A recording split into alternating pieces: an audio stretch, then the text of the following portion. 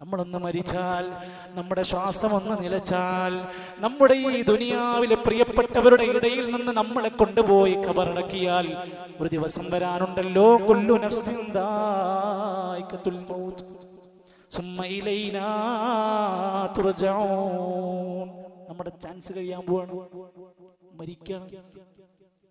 മരണത്തിന്റെ അവസാന സമയങ്ങൾ ഈ ദുനിയാവിൽ വെച്ച് നമുക്ക് വരും, ഉറപ്പുള്ള കാര്യമാണ്. മരിച്ചു കഴിഞ്ഞാൽ എത്ര വിലപിടിപ്പുള്ള വാഹനങ്ങളിൽ യാത്ര ചെയ്തവനാണെങ്കിലും ആ കട്ടിലിലേക്ക് അവനെ മാറ്റി കിടത്തുകയാണ്, മയ്യത്ത് കട്ടിലിലേക്ക്. ബ്രാൻഡഡ് ഷർട്ടുകളും അടിപൊളി പാന്റുകളും ഇട്ട് നടന്ന് അതിൽ ആസ്വാദനം കണ്ട മനുഷ്യനെ 3 കഫൻ പുടവയിലേക്ക് പൊതിഞ്ഞു മാറ്റുകയാണ്. മണിമാളിക സൗധത്തിൽ AC റൂമിൽ സുഖമായി കിടന്നിറങ്ങിയ കൊട്ടാര സമാനമായ ജീവിതമുള്ള മുതലാളി 6 അടി മണ്ണിലേക്ക്, ഖബറിലേക്ക് ഇറക്കി വെക്കുന്ന ഒരു നാള് വരാനുണ്ട്. ഇത് ദുനിയാവാണ്, ഇവിടുന്ന് പോണം നമുക്ക്. ഉലമാക്കന്മാർ എത്ര ഗൗരവത്തോടെയാണ് പഠിപ്പിക്കുന്നത്. പ്രിയപ്പെട്ടവരെ, മരിച്ച് ആ മനുഷ്യനെ ഖബറടക്കി കഴിഞ്ഞാൽ, ഇന്ന് നമ്മൾ കാണുകയാണ്, ഖബറടക്കം കഴിഞ്ഞ് തിരിച്ചു വന്നാൽ ആ കൊണ്ടുപോയി ഖബറടക്കിയ കുടുംബക്കാര് വീണ്ടും ഫോണിലാണ്. ആ ഖബറടക്കം കഴിഞ്ഞ് തിരിച്ചു വന്നാൽ അവർ ഭക്ഷണത്തിലാണ്, അവർ മറ്റു തിരക്കിലാണ്. മറവ് ചെയ്ത വ്യക്തിയെ മറക്കുന്നു, സ്വന്തം മരണത്തെ മറക്കുന്നു. അന്ന് വൈകുന്നേരമാകുമ്പോഴത്തേക്ക് ഹൽക്ക തുടങ്ങുകയാണ്, ദിക്ർ തുടങ്ങുകയാണ്. കുടുംബക്കാര് മയ്യത്തിനെ കുറിച്ച് ചർച്ചകൾ മാറുകയാണ്. എന്ത് വിളമ്പണം, എന്ത് കൊടുക്കണം, എത്ര വിളമ്പണം, ആരൊക്കെ വിളിക്കണം, 3 ആരൊക്കെ വിളിക്കണം, അന്ന് ആരൊക്കെ വിളിക്കണം, എന്ത് കൊടുക്കണം, എത്ര കിണ്ടൽ വെക്കണം എന്ന് ചർച്ചയാവുകയാണ്. സുഹൃത്തുക്കളെ, നമ്മൾ ചിലരെ പറ്റി പറയും, അയാള് ആർക്കും ഒരു ബാധ്യതയില്ലാതെ മരിച്ചവനാണ്. എന്റെ ബാധ്യത ഇല്ലാത്തത്, ഒറ്റ ദിവസം പോലും അദ്ദേഹം കടന്നിട്ടില്ല, ഒരു രോഗമില്ലാതെ മരിച്ചത്. സുഹൃത്തുക്കളെ, അയാൾ ഒരു ബുദ്ധിമുട്ടുമില്ലാതെയാണ് പോയതെന്ന് നമ്മൾ പറയുന്നു. അദ്ദേഹം അനുഭവിക്കുന്ന ബുദ്ധിമുട്ടിനെ കുറിച്ച് നമ്മൾ ആരെങ്കിലും ചിന്തിക്കുന്നുണ്ടോ, ആലോചിക്കുന്നുണ്ടോ? ഒരു അമലിന് വേണ്ടി കൊതിക്കുന്ന ഒരു നാള്, ആ ഖബറിനകത്ത് കിടന്ന് കാലങ്ങൾ കഴിയുന്നത് അയാൾ ദുനിയാവിൽ ചെയ്ത നന്മയുടെ അടിസ്ഥാനത്തിലാണ്. ونفخ في الصور فإذا هم من الأجداث إلى ربهم ينسلون.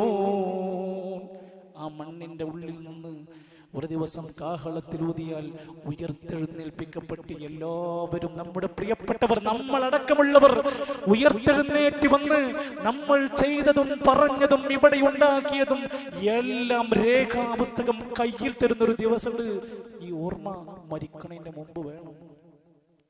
ആ ഗ്രന്ഥം ഇങ്ങനെ കയ്യിൽ കിട്ടുമ്പോഴാണ്, യാ വൈലതാ മാലി ഹാദൽ കിതാബ് ലാ യുഗാദിറു സഗീറതൻ വലാ കബീറതൻ ഇല്ലാ അഹ്സാഹാ.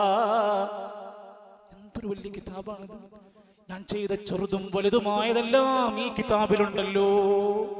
ഒന്നും ഒഴിവില്ല, എല്ലാം കാണുന്നുണ്ട്, എല്ലാം അറിയുന്നുണ്ട്, എല്ലാം രേഖപ്പെടുത്തി അവിടെ കൃത്യമായി വെക്കുന്നുണ്ട്. ആ ഗ്രന്ഥം കിട്ടുന്ന അവസാനം വിലപിച്ച് അന്ന് നമ്മൾ കെഞ്ചുകയാണ്,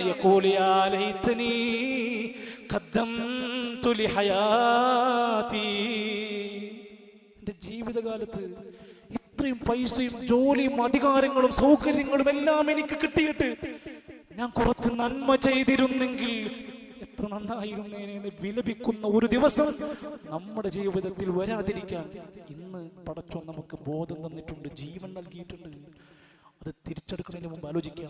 നിങ്ങൾ നോക്കൂ, 2 തരം നഷ്ടങ്ങളാണ് നമ്മുടെ നാട്ടിൽ അനുഭവിച്ചുകൊണ്ടിരിക്കുന്നത്. ഒന്നുകിൽ ഒരു വ്യക്തി, ആ വ്യക്തി ജീവിച്ചിരിക്കുന്നു, പക്ഷെ അയാളുടെ സമ്പത്ത് മുഴുവൻ ഒലിച്ചുപോയി, അല്ലെങ്കിൽ തകർന്നു പോയി, ബന്ധുക്കൾ പോയി, അയാൾ മാത്രം ബാക്കിയാവും. രണ്ടാമത്തെ ഒരു വിപത്തുണ്ട്, അയാളുടെ സമ്പത്തുണ്ട്, മക്കളുണ്ട്, കുടുംബമുണ്ട്, എല്ലാമുണ്ട്, ആസ്വദിക്കാൻ അയാളില്ല, അയാൾ മരിച്ചു. എന്റെ സുഹൃത്തുക്കളെ, ഈ രംഗമൊക്കെ നമ്മുടെ മനസ്സിൽ മരിക്കുന്നതിന് മുമ്പ് നമ്മുടെ ചിന്തകളായി കടന്നു വരിക. ഓരോരുത്തരും അവനവന് കിട്ടിയ ചാൻസുകൾ അള്ളാഹുവിന് ഇഷ്ടപ്പെട്ട മാർഗത്തിലേക്ക് കൊടുക്കാൻ സന്നദ്ധരാകുക.